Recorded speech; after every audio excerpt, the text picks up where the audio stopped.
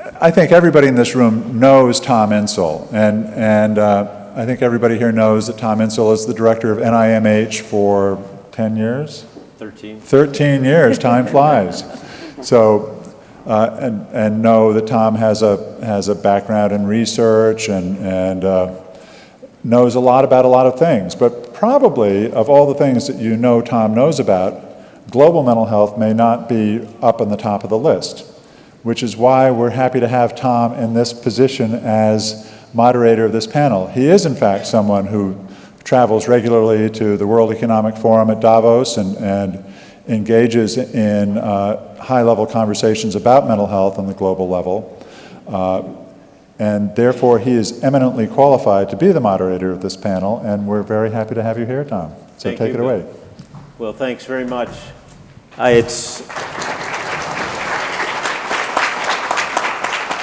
It's really an honor to bring this topic to this forum. And as Bill mentioned, this has not been something the Kennedy Forum has talked much about before. In fact, it's been somewhat conspicuously absent in most of the discussions about mental health in America. When I came to NIMH in 2002, there was really no global mental health portfolio, not much of a focus or even much capacity. There were very few people, a handful of people in the United States funded to look at global mental health issues. And as Bill mentioned, it's probably a fair question after everything we've talked about all day, that it's just enormous challenges we face in the United States. Really, do we want to take on the problems of Liberia and South Africa and Thailand? Why would we want to expand to global mental health when there's still so much to do here? And what we'd like to do in the next hour is to have a conversation about that, to think with you about why we bring this topic to the Kennedy Forum.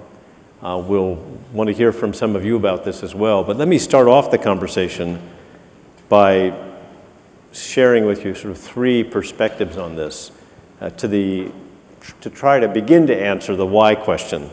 The first is that, as all of you know, there is nothing about mental disorders or substance use disorders that is first world exclusively. These are found everywhere in every population. I don't know of a disorder that's unique to the United States. And according to the World Health Organization, 75% of those who suffer with mental disorders live in low and middle income countries. Something like 700 million people globally being affected. It's important to remember that, this is issue number 2, that when we say global, it's an interesting term. It doesn't mean foreign necessarily. It usually means international. But the concept of global is that something that we learn perhaps in a low resource environment in Africa could be equally applied and be very insightful for a low resource environment in Alabama or Alaska.